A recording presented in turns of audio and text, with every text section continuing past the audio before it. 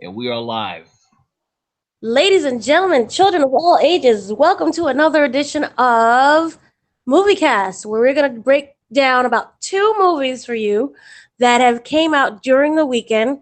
I know Richard Bailey Jr., he's very excited. Thank you for joining us once again.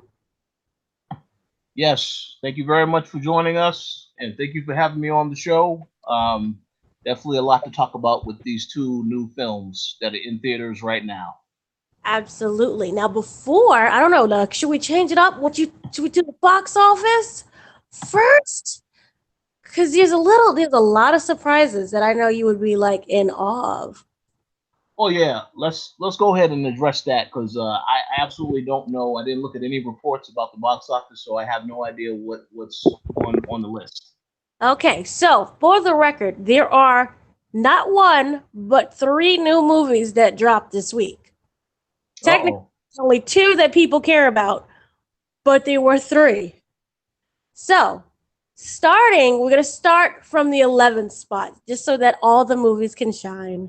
Was the new movie, Anna, came out. It is at number 11. Anna was the female Jason Statham kind of movie. I'm That I'm, I'm yeah. I'm very surprised that is that low on the list. Um, I thought it would have gotten a little bit higher. But how much did it make at number 11? a precedented 3.5 million. No, you Okay.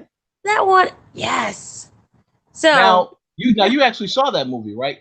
no, Oh, you haven't. Oh, okay. All right. I think Well, it came out later in the summer, but apparently it did not. okay. It came out Friday. I did not know. So moving at the number 10 spot is another movie that I had no idea was already released, and that is Shaft. At number 10. At number 10, Hmm. 3.5 as well. It pulled in for a grand total of $15 million. This is in US, not global. Okay. I can see that. All right. Number 10. At number 9 is the greatest movie in all of movie history. A movie I've been screaming since October of last year how great it was. Sarcasm. Dark Phoenix. Okay. Dark, You know what? I do have something to say about that. yeah. I saw that there was a report, and I don't know how valid this information is, so we need to double check this later. That said that they're going to be pulling that movie from the theaters very soon. Oh, goody. Um, yeah, so I know it has been a disaster at the box office. It did not make the money that they wanted it to make. No. Um, but I don't know what the expectation was. Um,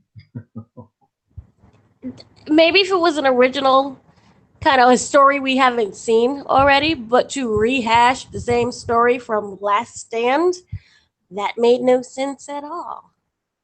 I agree, and I will also add that I did not like how that trailer made you think, oh yes, when Professor X says she'll kill us all, and yet the only people that died in that movie was Mystique, What? and that's it, the What? Phoenix. What? Yeah. I mean, yeah. What? People died? What? What? What? Okay. Yeah, I think what's even sadder is that so far, since being released since what June 4th, it only pulled in a grand total of $233 million Whoa, that's it? with a budget of $200 million. Yeah, that's not good. That is very bad. Unbad. Sheesh. But yeah, that was a bomb for sure. That was Wow. like, yeah, wow. And on top of that, 60 million of that was US only. So it was not feeling the love anywhere. It's no. It's a no.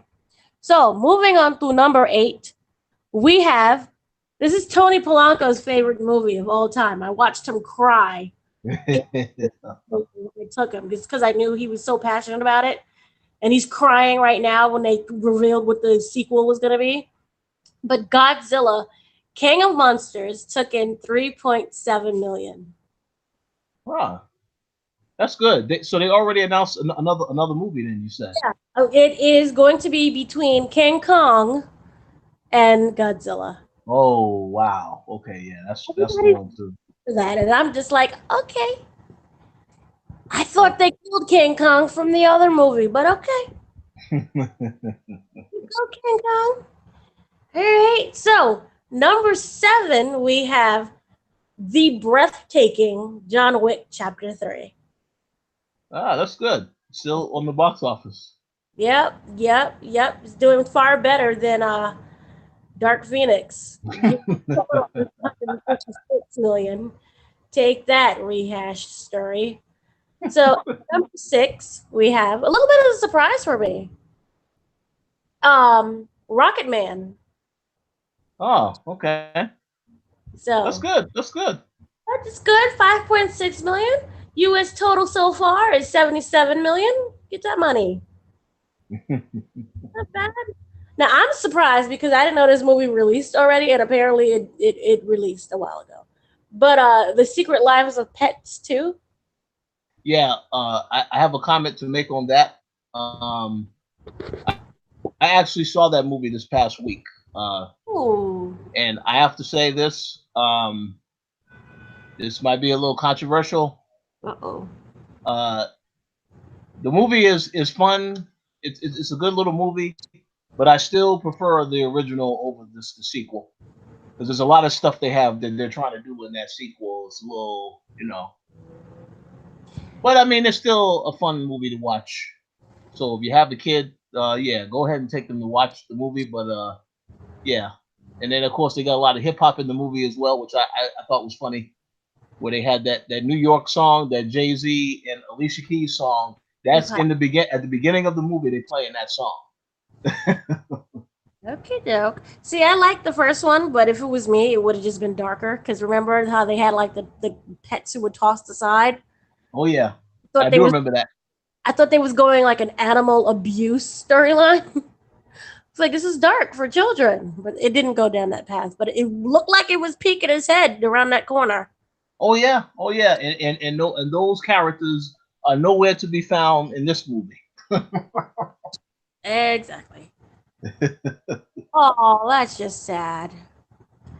Oh, well, all right. Moving on. Number 4 is the movie I know you were excited about with 10.7 million. Uh-oh. Everybody's excited for this because yay, Men in Black International. Yeah, it was number 1 last week, and now it is number 4. So I I recall I told you I went to go see this movie, and the middle of the movie I fell asleep on the movie. Normally, if you fall asleep on the movie, that means it's just not, it's not hitting you in the way to keep you entertained.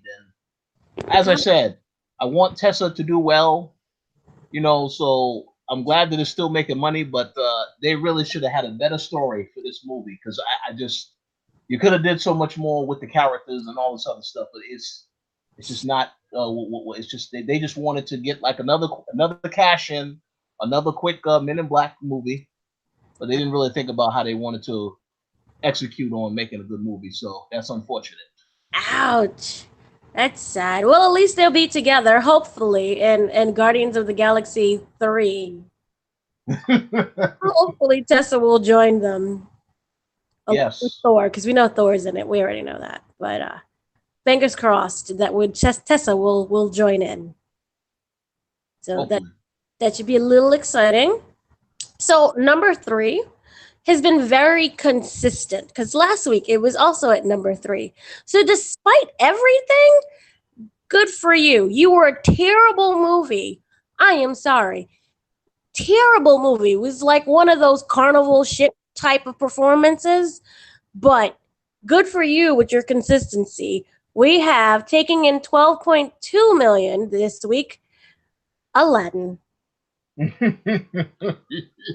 Garbage juice.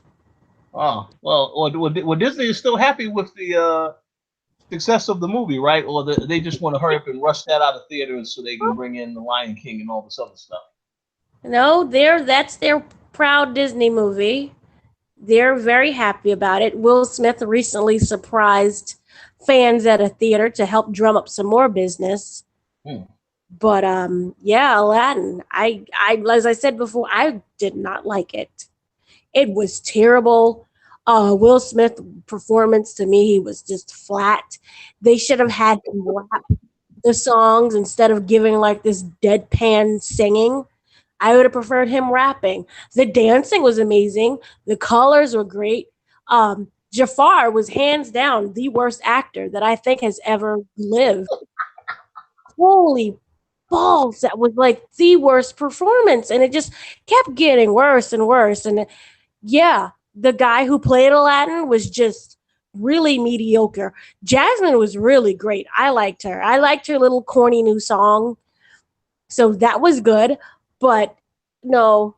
And it felt also really lifeless. Just in general, they took out some of like the classic dialogues. I didn't get my Prince of Boo Boo. Like I don't know why that's so hard. No Prince of Boo Boo. The parrot didn't remember he was all up in the movie. The other one, they could have easily had a talking parrot. The man is a genie, and the other one, what was he like? I forgot, a sultan. And there was magic everywhere, but no talking parrot. And the parrot had like some of the best comebacks in the movie. Oh yeah. Cartoon, he was just a regular parrot, and so for me, it was just terrible. Yay for you and that consistency. I'm surprised it's number three then, though. It's that high on that list. It should be down there where Anna's at.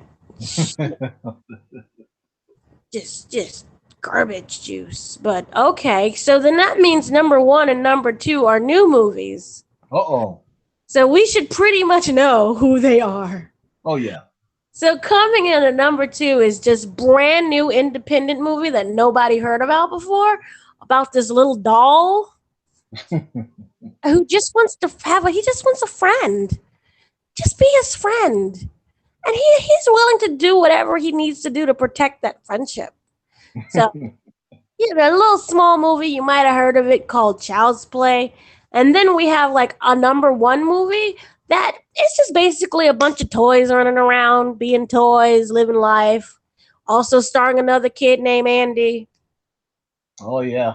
The Toy Story 4. You know what? I didn't make that connection until you just said that right now. That is very funny. It is also hilarious that both of these movies are out the same weekend. I mean, I just hope that there are no parents that took their kids to see Child's Play thinking this is a kids movie because they didn't watch any of the trailers. They didn't know anything about Chucky, because then that would be a very bad experience for the kid. Go home and think their toys is running around killing people. I'll see that, mess it up on purpose. But if you ever watch, it didn't click into me until later about the Andes. Child's Play has been doing this really great marketing where basically Chucky is destroying all of the dolls from Toy Story. Oh, really?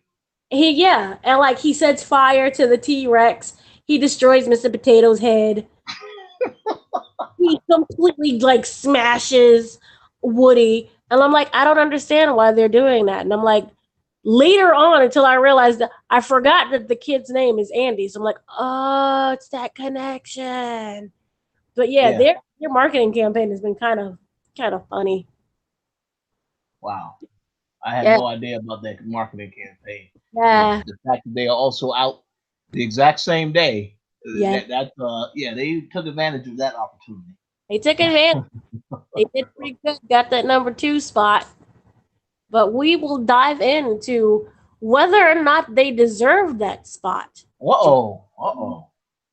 Because we have both seen both of these movies, and who knows, we may have like vastly different opinions. This is absolutely true. There is one quick question I want to ask though. Okay. About this box office. Yes. Now, obviously, I believe we both heard the news that that the Avengers is going to be getting re-released with extended, I guess 6 or 7 additional minutes of footage. Do Yeah. you think that now that's going to be number one at the box office next week? No, no. Funny enough, it's currently at the number 13 spot. Okay. And last week it was at number 10. I do see it being in the number, I don't know, maybe in the number 6 spot.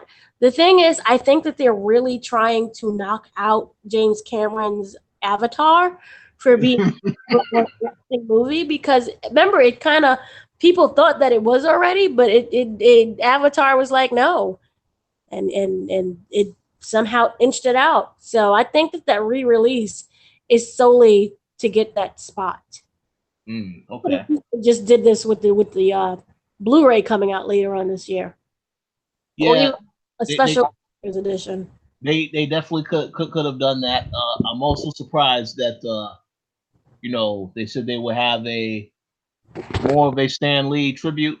That definitely should have been in the film when they released it, but I guess because the film was already pretty long, they decided, well, they will save this for another time. But Also, the movie could have already been in the can. I don't know exactly how it works with going back and redoing things. We would have to watch and see. Because remember the whole Sonic thing.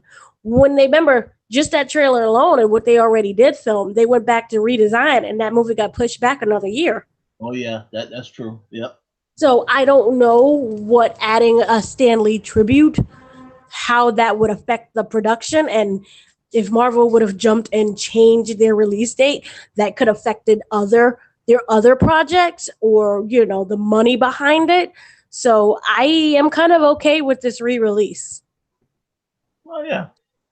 Well, yeah. Well, I do know a lot of people that I have spoken to said that well, our very good friend Tony Polanco said that he Oh yeah. definitely going to see this because he was distracted the week it Nope. came out because of all the other stuff that was going on. So yeah. Tony gets excited very very quickly about things, and he was excited about this, like anything. So yeah, he's excited, and I am waiting to see what happens on the Disney Plus station that I can watch Oh yeah. streaming Yeah. service because I'm broke as it is, and I've been saving. I finally canceled my WWE subscription, which is for another podcast. Oh. Well, I think that was a decision that was well worth making. I'm pretty sure that our very good friend Ricky will agree, and Adam won't because he still is subscribed to the network. Poor Adam. Thoughts and prayers. Thoughts and prayers. But moving on, I guess we're gonna have to figure out which one you want to talk about first, sir. The toys or the toys? Okay, I guess we can talk about the bad first. The bad. Dum, dum, Uh, dum. Ooh, are you calling the movie bad? well, that's Ooh. that is the magic question. Um, let's talk about the number 2 spot first before we get to Toy Story. Okay, so we're gonna talk about Child's Play, the number 2. Lead the way, sir. What are your bad thoughts, as you originally said? So I understand that when I heard that this movie was getting made, Right. I thought to myself, why? Because I enjoyed the original Child's Play, and I liked what they did with the character, how you explained, you know, the serial killer. I believe his name was Charles Lee Ray. Hmm. If the name is off, please forgive me because it's been a while since I've seen that movie. But yeah, I like the way they handled that character, and then all the other movies that he's had before that. So when I heard they were remaking it, I was No. very, very much questioning why that was. So let's talk about some of the, I guess, things that I thought were pretty good about the movie, and then I'll talk about the bad things. So the concept of it being, connected to an app with technology, and they tried to modernize it with all this other stuff. I actually think that was a pretty good concept, but I don't think that the execution was as good as it could have been in terms of because there's certain things they needed to explain, which I will get into in a little while. But you know, having Mark Hamill play the character, you know, I like Mark Hamill with all the stuff he's done as the Joker, so on and so forth. With this Chucky thing, though, it you know, for people who like me who enjoyed the original Child's Play, I find it very difficult for anyone else to play that character other than the guy who initially created the character and played him in the beginning. So it was Right. hard for me to really see the Mark Hamill thing because when I hear him, I kept thinking about that's the Joker, or you know that's the other character, the characters that he's played. So that was a little you know up and down right there. Um, the casting of the people that was in the movie, obviously Brian Tyree Henry, or is it Brian? Yeah, yeah, I believe I got his name correct. Yeah. Um, any movie that he's in, I like him as an actor. So I'm glad that he was in the movie.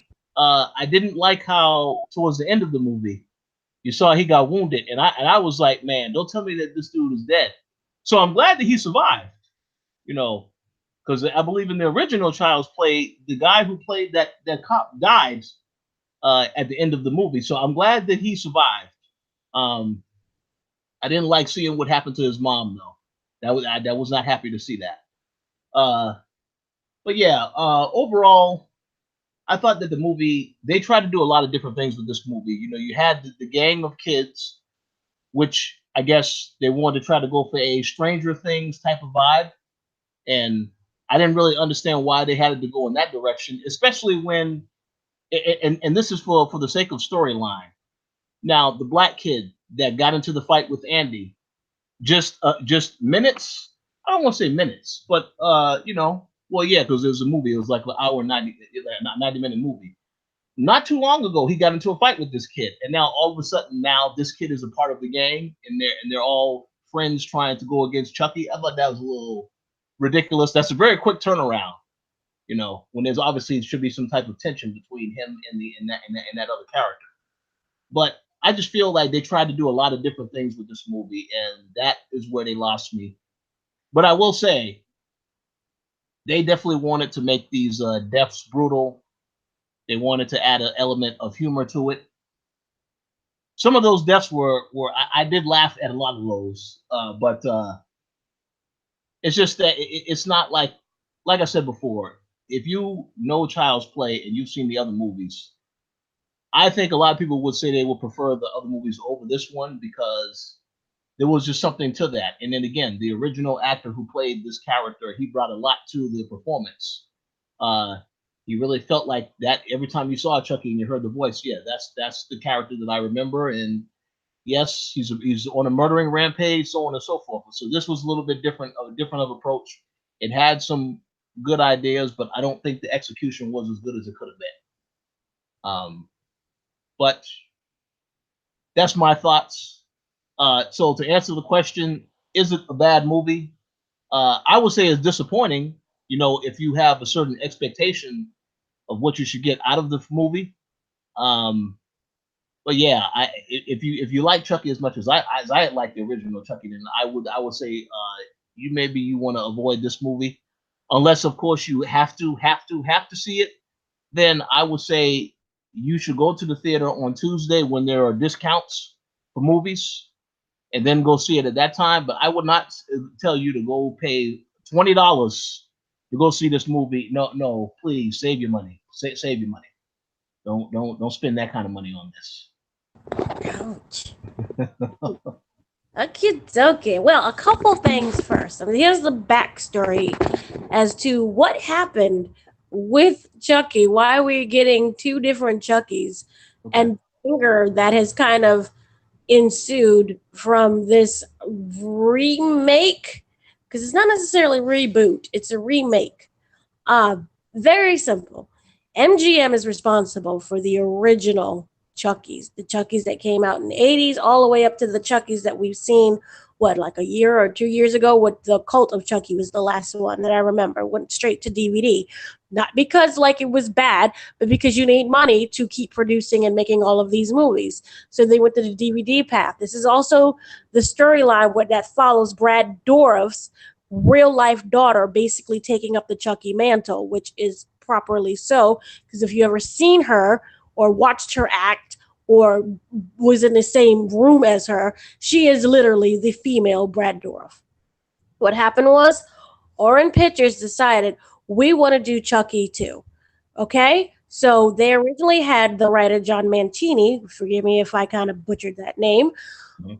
and they wanted him to have no involvement with the original, but they was like, "Oh, we can bring you on as consultant." And he was like, "Consultant over something I created that is my baby? You want me to consult with you and you didn't even ask whether or not I give you permission for this remake?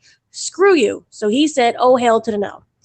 As a result, him and his team, everyone who is involved in the original franchise, who is still alive, which is a lot of people, basically said, "Screw you, Oren Pictures. We're going to make our own version. What we're going to get later on down the line is a TV series, a Chucky TV series that involves all of the original people, including Brad Dourif, who is the voice of Chucky."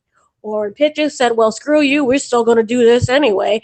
And this is why we have a completely different version of Chucky. If you even noticed, Buddy is now spelled with an I instead of a Y, so that it's not, kind of distinguishable from the original Chucky stuff, which is also why we have Mark Hamill, who is now the voice of Chucky instead of the original, who was Brad Dourif.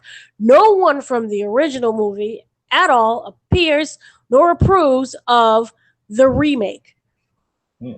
They did. I thought the intention was actually pretty good, and I'm a Chucky purist. So when I heard of this and I heard of this whole debacle situation, I was like, "Screw you! I don't want to see it. You're terrible. I hope you fail." And then I got like a press pass and was like, "Darn it, I have to go see it." So I went to go see it.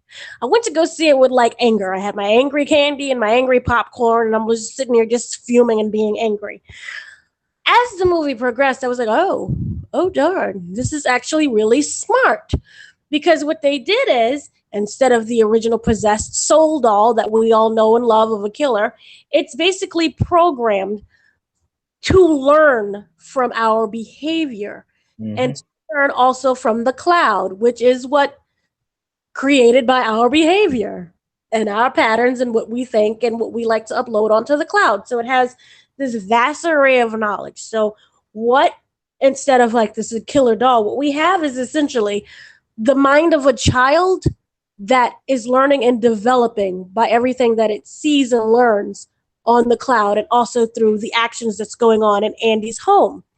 Audrey Plaza fills the role as being basically a teen mom who is working at the department store where the Buddy doll is being sold.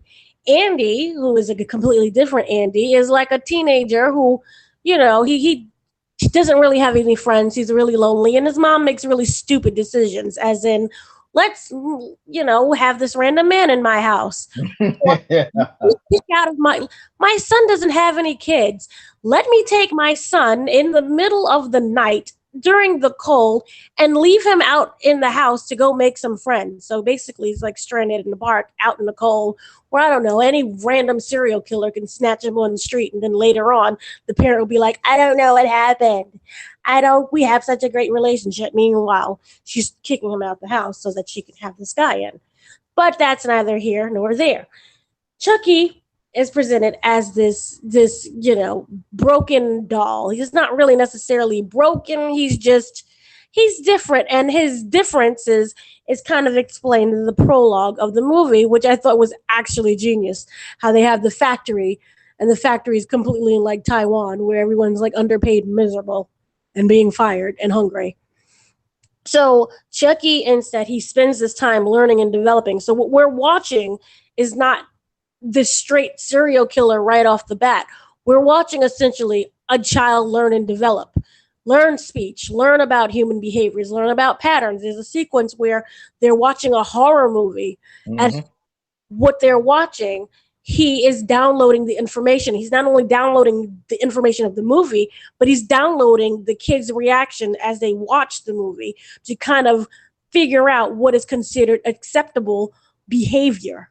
So if you're laughing and joking at a violent movie, he's like, "Oh, well, this is fun. They like this kind of activity." He's Yeah. also sequence where he's learning like random household items, and he knows what a knife is, and like he's watching people at the cutting board cutting with this knife. And he's like, oh, that's a knife. We cut people with the knife. And then there's this very interesting sequence with a cat that is just downright hilarious. You know, sorry, PETA, but it is hilarious with the cat. And so I thought that that was a really amazing idea. You know, everything that we have is technology, and it's you can say that it's very similar to, say, Amazon Echo or Alexa, where we have our entire house and everything is programmed by electronics, and they basically know, you know, our voice pattern and the commands that we give them. So we say, Alexa, turn on TV. Chucky is more than just a doll. He is electronic that's able to control other electronic equipment that belongs to Kessler products. So just like now, if everything that you have in your home is electronic, I don't know, Amazon Echo. So if you have an Echo refrigerator with the blinds and the TV and the mattress, this one device that's connected to all of your products that sync together can be controlled from anywhere where you're at. So Chucky can control basically the TV, the toaster, the blinds, the car. There's a sequence where we have driverless cars, which is reflective to what we have now, where people are trying to get in the market and to get patterns, and not patterns, but patents about driverless cars. So we have all of this technology, and what will happen if that technology basically turns against us? Which I was like, oh, this is a Black Mirror episode. This is Chucky is essentially Black Mirror. My issue with this is the first half. Even though that we're learning with Chucky and Chucky is basically developing his brain, it is a slow and long process. It is drainingly slow. This movie, I literally in my soul felt like 3 hours long, just because of how long it takes to get to Chucky the killer. And even when we get to Chucky the killer, he again is not the serial killer that we know of with Brad Dourif. He is someone who is a serial killer in the terms of Black Mirror, where if he sees that someone is bringing harm to Andy, he is going to stop that because he wants Andy to appreciate him for the friend that he is. Mm-hmm. So if I see that, you know, Andy is getting beat up at school by the bully, my thing is I'm going to protect Andy by killing that kid. And Andy, in turn, will see what I do and appreciate it, and we'll be best buddies. He's your friend to the end. Even as, you know, there's a huge theme song that's played during the credits. It's hilarious. But on that terms, like, that's genius. I was like, this is really great. But as you said previously, the execution is just not there. The story drags on and on and on to the point where we finally get the killing. But here's the problem with that. I didn't feel invested in any of these characters, even though we have essentially, you know, the cliched story of mom's boyfriend doesn't like me / he may possibly be abusive, and then there's that twist with what the boyfriend's real intentions are. Oh yeah. I just felt that even with that scene, they could have actually went darker, where they could have had the bad boyfriend who doesn't like me. Actually, there's a scene where I thought he was going to abuse Andy, and then Chucky really lose it then. You see. Yeah. Oh no, I hate to interrupt. I just gonna say, that right there. I don't know. They made me feel as though I wanted to see something happen to that character, and then you see that he also has another life outside of that. So that was a character that I when he got what was coming to him, or I laughed at that. I felt that was they needed to take him out. So, but no, continue. But you could have did that different because again, Chucky is watching everything that you do. So I felt that if the guy, say, was abusing Andy, then I would have been more invested in anyone's demise. I see what you're saying. Yep. Okay. It wasn't the case. These were just characters that we randomly got glimpses of. Brian Tyree Henry, we just got glimpses of him being the cop and the possibly concerned neighbor. We got glimpses of his mama. We just, even his own mom, even Andy's mom, wasn't really there that much because she was busy at the job and trying to satisfy the boyfriend. But we got glimpses of that. The whole time, I just kind of felt like she was just there to be there, and she really wasn't that, like excited or invested to be there. Yeah. That deadpan humor that she usually has, it worked for a certain part, and then it just became tiresome. The jokes, believe it or not, Chucky is surprisingly very funny in the first half. Then it, again, just becomes tiresome. So that was my main problem. So by the time we get to Chucky the serial killer, I was like, meh. I was already worn out because you took me like 5 hours to get to that point. And then everyone that you decided to kill, I didn't feel any investment in. That also includes the kids, where, as you said before, it tried to go for this Stranger Thing vibe. Yeah. You can even say it because of the whole clown and the killer doll. Oh, yeah. Say the It with the Losers Club, except for these were just random kids that was thrown on screen. Nobody had any chemistry. In the meantime, I was like, why are you there? Why do you even care? Because initially you could say, oh my God, the thing is about the Buddy doll is that Chucky's not supposed to be violent. He's like a PG doll. He learns by everything that you tell him to, or uploading on the cloud, but he is not supposed to pick up anything about violence. Can't say any bad words, So him being like uninhibited, that is what originally attracts these kids. But I'm still saying, why are you here? The whole time they're kind of like bandment doesn't really make any sense. And then as the group grows bigger, I just don't understand why. So that was also one of the problems that I had. Another thing was that the death toll was not high. Now, I'm not saying you have to like kill like 500 people at once, but you don't really have that high of a death toll. And two of the people who initially were technically dead weren't dead. So then the whole time at the end of the movie, I'm like, why? I don't get it. Because we clearly saw, one, someone's neck got snapped. And a razor propeller, go into someone's throat. But then during the next scene, hey, hi, Auntie, what's going on, Auntie? And I'm like, I don't understand. I was very confused. Now, in regards to Mark Hamill being Chucky, I originally was mad, but I was mad just in general because of this being an entire remake. But people kept saying, no, it's going to be really good. And I'm like, I've listened to Mark Hamill, the voice actor. Like, I know he can pull this off. My problem is this. He pulls it off, but they don't give him a chance to really go into that character where he kind of stays in this one voice for a while. And it's just effective in the sense of like, you know how Chucky has that dark tone, that that like dark type of tone that he speaks with? This Chucky is more of a higher tone. He's like, hey, Andy, what's going on? Like, he doesn't sound like that. I'm sorry. It's a really bad impression. He's more upbeat. While the original Chucky voice is kind of like, he's been through life. He had mortgages. His wife hates him. He's an alcoholic.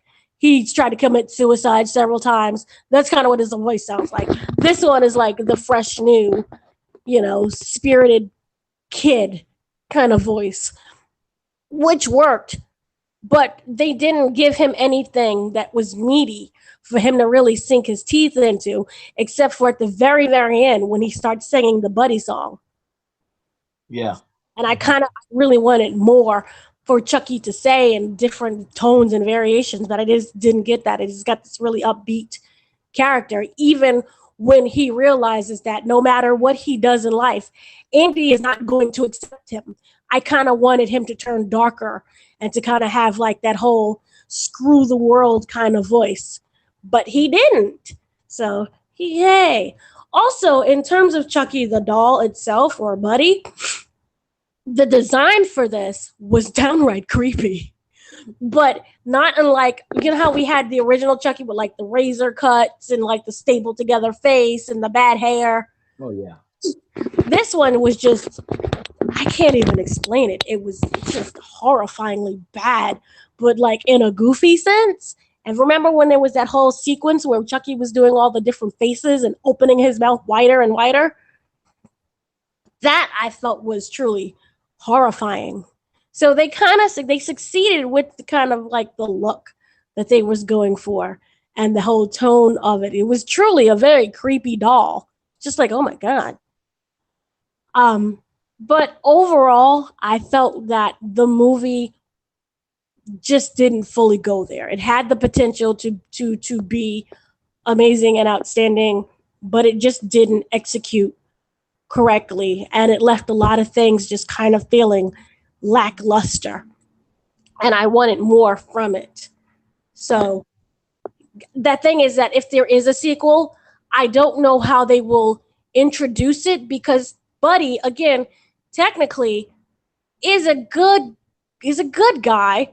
He just got his feelings hurt. And so yeah, that's kind of my take on it. It was underwhelmed. I do want to ask one question because you asked. Well, first and foremost, let me just say that was an excellent analysis overview because I didn't. What you were talking about the doll learning the actions from others, I also agree that was an excellent way to show that because I feel in society nowadays people try to ignore certain things about how people learn these actions about wanting to do all these different violent acts. So I'm glad they put that in the movie. But the question I was going to ask you is, now you saw at the end where it shows the doll, like there's another doll that the eyes light up as red. Yeah. Now I was confused about that, and I was going to ask you, does that mean that he transferred over to another doll or what? Because I was confused about that. Remember in the very beginning when they get Chucky, they have to upload him onto the cloud. So he's like Vision. He's never really gone. Ah, okay. Just the cloud. Okay, well that answers it then. So I guess there might be a sequel then. I thought that was like an indication of there being a sequel, or we could get that hairy Chucky. Yeah. Yeah. They had a black Chucky too. Yeah, give me a. Remember Leprechaun in the Hood? Oh yeah. Give me a Chucky in the Hood. That's what I want. With like just black people and dealing with this Chucky. That was hilarious. Yeah, I'm gonna need that. Just like a Chucky universe. Yeah, I agree. So, yeah, it could have been better. It was okay. Like I would say, just wait for it on like Netflix or Amazon or wherever. Whatever streaming services that it'll be on. Ouch! No matinee. I mean, if you want, do matinee in your neighborhood. If you want to pay your $5, make sure you don't have to pay for car fare. Just let it be straight $5. Don't bring your snacks beforehand. No popcorn. It's gonna be like $10, and just enjoy your matinee performance. That's it. Straight $5. That's it. But it wasn't bad. I expected complete garbage, but I got like trash with like a little bit of garbage juice, which is a plus. Yeah. It was clean trash. It was like the recycled trash. So not bad. So moving on, we have another toy-based movie that I know that you saw too. I had grown men crying in my theater for the other movie. So tell us your thoughts on Toy Story 4. Well, when they announced that they were actually making this movie, I asked myself, why is there going to be another Toy Story? And then I thought to myself, well, this was initially the script that I know Rashida Jones was working on.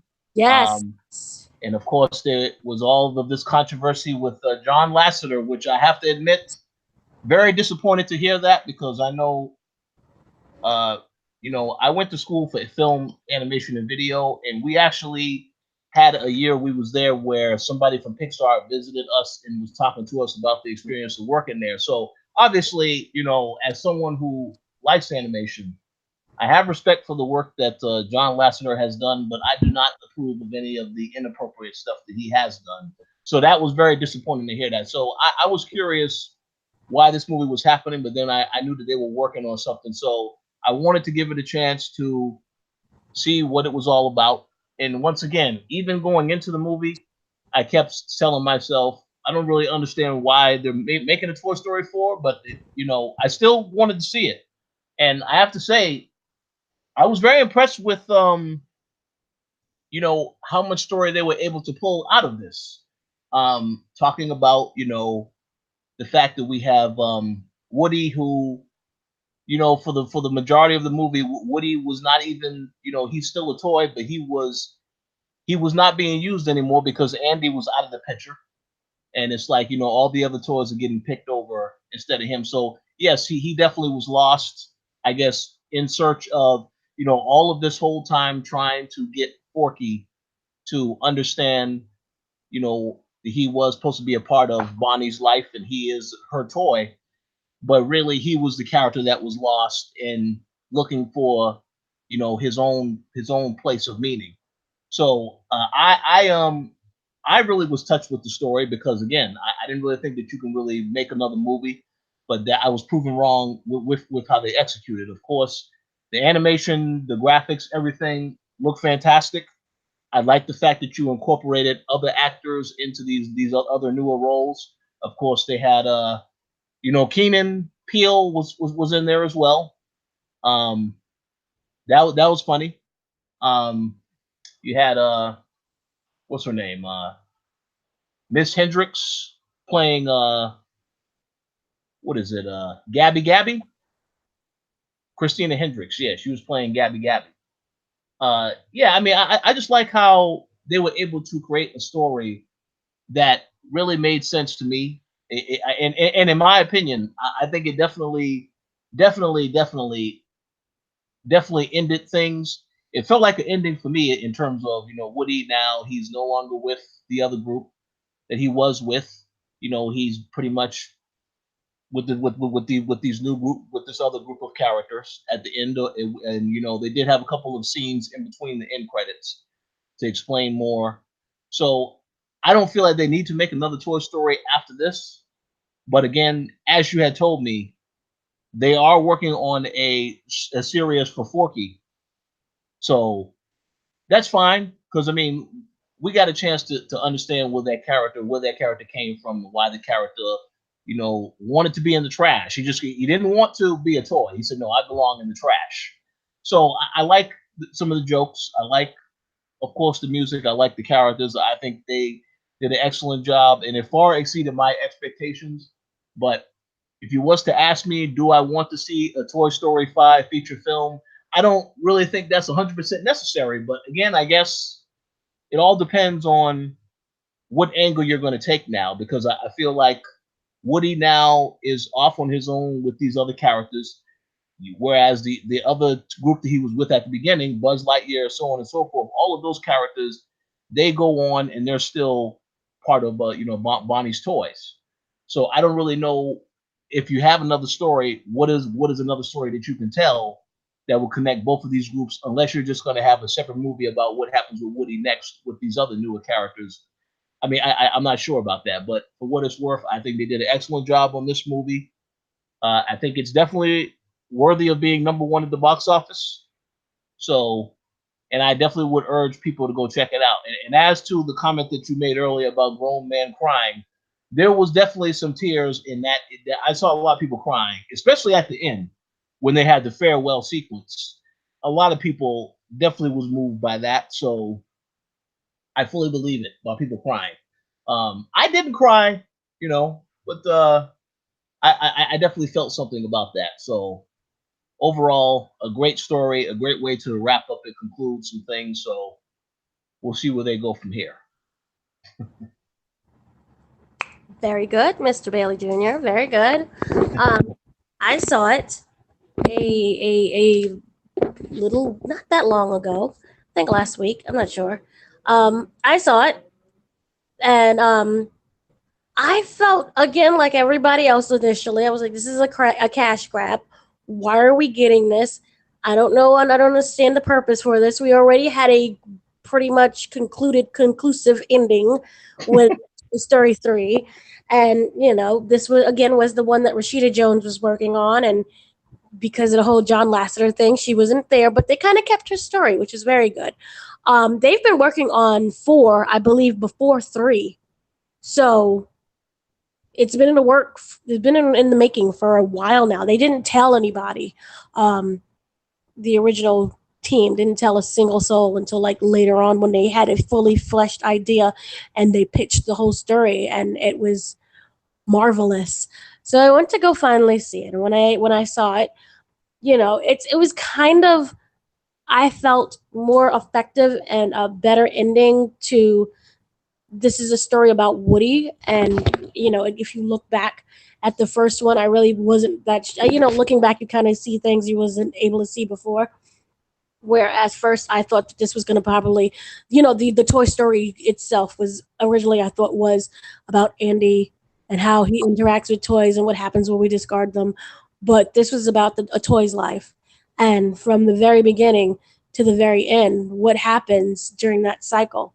And even though Toy Story 3 ended with Bonnie, and we felt that, well, she's with Bonnie now, Bonnie, at her very young age, I believe at like 5 or 4, I don't know when you start kindergarten.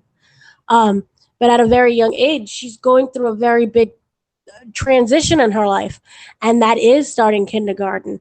So she's not there all day to play with the toys. And as she gets older, you have the toys that you like to play with more, and you discard the ones that you don't. Especially with a kid, if you're ever around a kid, they have the attention span of like, they have no attention span. Like, this is why you always give them cardboard boxes, and they're happy with that. You give them a cardboard box, boom, they will treat that cardboard box like it is the greatest thing they've ever seen. Um, so with Andy, they love Andy one day, and the next day is who dat. So with this, Andy kind of felt like he was being tossed aside, and he really didn't have a purpose in life. And when Bonnie starts kindergarten, it's not an easy transition for her. It's not something that she likes, and when she gets there, she's not able to kind of cope with all the kids and the teachers and all these different things that's going on. So Woody, despite being disregarded and not like, the one that's always played with and the prized possession that he experienced before with, say, Andy or Bonnie at the very beginning, he's kind of entered that retirement phase. So he tries to come in, and he still has this possessiveness with his owner, Bonnie, and he tries very much to help her in school. And this ends up leading to the creation of Forky, which is literally just a spork. And it's the most beloved spork that's ever sporked. This child is in love with this little plastic thing. But the thing is very interesting, is that Forky is very aware of what he is. And he was not meant to be a toy. He was meant, as you said, for the trash. And there's this lovely sequence of him just being obsessed with the trash, and Andy having to basically realize that his role as like protector of Bonnie has to shift to someone else, because he doesn't bring Bonnie that kind of joy. And he's kind of okay with it because of the whole Forky situation. He becomes very protective of Forky, who tries very hard throughout the whole movie to escape to go where he believes is his one and true home, which is the trash. Um, and so there's this wonderful dynamic between a shift of conscience with Andy. It's like, I'm no longer the number one person, but I have to pass on this everything that I know to the number one person now. And so he like essentially has to leave that kind of new phase of his life. As a result, later on, they end up going on this road trip, and along the way, Forky gets lost, and Andy has to bring Forky back once again, because the pure joy and the complete chaos of what happens with Forky is gone. This child goes into this complete meltdown. And during this journey, we kind of find out what happened to toys that Andy and his, I believe he had a sister, right? Andy and his sister like no longer wanted anymore. Yeah. And how they end up going into their new phase of life, which is where we get this kind of revitalized Bo Peep and the sheep, and why we have this huge character design, which is very beautifully done and it like is brilliant for the path that she takes within her life. And we're also introduced to Gabby Gabby. Gabby Gabby brings an entirely different tone to the movie where they could have easily went whatever happened to Baby Jane. It felt like at first where Gabby Gabby was this amazing doll and she wants this one person to love her, but she's damaged, and what she's willing to do in order to go back to the arms of the one that she believes is her one true love, which is this girl, and what she's willing to do to undamage herself, and kind of the power behind that, and what happens when everything that you've been planning for decades doesn't exactly go according to plan. So she ends up having a very interesting life that is very sweet, and I love how they handled Gabby Gabby. And Christina Hendricks is just, her voice is just, it's just butter. It's warm butter on a hot piece of toast. It just melts right into everything. I loved her voice. Absolutely love her. So I thought that, from an acting standpoint, obviously, this is amazing. And then we have the very breathtaking Keanu Reeves making an appearance in this movie. He's very well known. He plays Kaboom, right? What is the full name? I think it's Which character? Keanu. Yeah, which character did he play? He played, I know the last name is Kaboom. Oh, the stunt guy. He plays a stunt guy. Yeah, the one. Yeah, okay, that makes sense. Yeah, that was a funny, the little funny sequence Duke. of him. Duke. That was the first name. I couldn't remember the first name. Duke Kaboom. Yeah. Plays the stuntman who, he's not always there when you call, but he's right there on time. He's, it's really great what they do with him. It's hilarious. But he's in the movie, and there's just a whole cast of characters, an array of characters, and even with whole Key and Peele, like when I watched the I think it was like the clip they released with them in the toy fair, I was like, oh, this looks awful. And then when I finally saw it, I'm like, this works. It's really great. I kind of like this. And how basically the overarching thing is still that no matter what, a toy wants someone or something to love, whether that's a life without kids, a life with kids, a life on their own. No matter what, they just want to feel that sense of wanting and being and learning new things. And I felt that overall it was just a very beautiful movie. And the thing at the end with the other toys, oh, I fell to pieces. Everyone in my theater was just crying. And I feel like it was a very fitting ending. We are getting a Forky spinoff where basically it's him learning things about the world, which plays into the movie because he's a spork. He doesn't know many things. Yeah. So it's him learning different facts around the world and passing on that knowledge, which is really cute. So that I believe that definitely could work. One quick thing I did want to say is I have to give credit to. Well, I definitely give credit to movies like Toy Story and The Secret Lives of Pets because they're trying to tell a story of what these characters do outside of the use they have in the real world. Because again, with the toys communicating and stuff like that, it's a great concept. And then even with Secret Lives of Pets, yeah, what do the dogs and cats do all day when they're at home and the pets aren't around? I mean, to say the owners aren't around. It's a great idea. I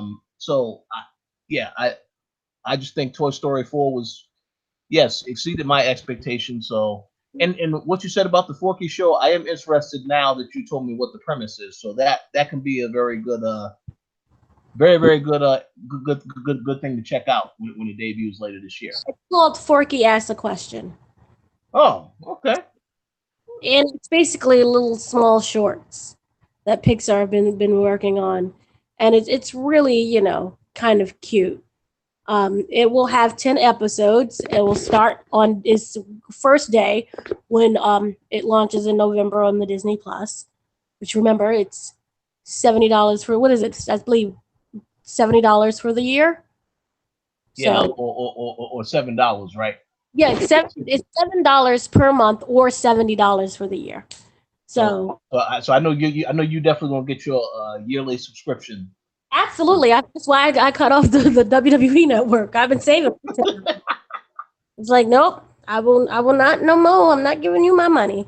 So it's really great. And Tony Hale voices the character. And also, really quickly, I just wanted to mention the CGI. Holy amazing. If you watch the very first Toy Story, remember the dog? Oh Remember yeah, kid? There was the evil kid that was on the block who would like to torture and blow up the dolls. The dog that they had from the original one, it was kind of like it looked very animated. It looked like a box drawing. There's a sequence, there's a rain sequence in Toy Story 4 involving a cardboard box and the fibers of the box and what happens to it when it gets wet. Oh my gosh. Then there's a sequence with a cat and the hair and the dust that's in the air and the cat being able to stretch and how its hairs move. The advancement of technology. Oh my gosh, when you see this movie, it is mind-blowing visually.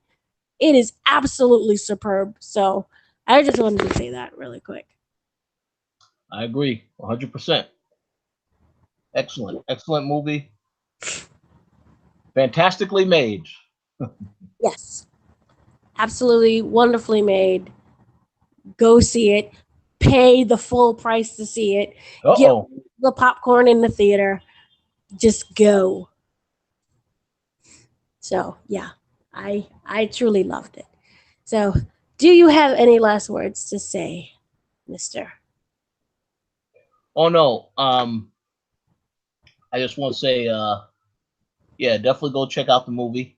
Um, and I did want to mention we definitely will be having more of these because there are a lot of movies coming out. A lot of high profile movies coming out over the next couple of weeks. So Mm-hmm. I look forward to some more conversations. Me too. Indeed, I look forward as well. So, this has been fun. We will do this again next time. And thank you, everyone, for joining us. Yes, thank you. Have a great evening.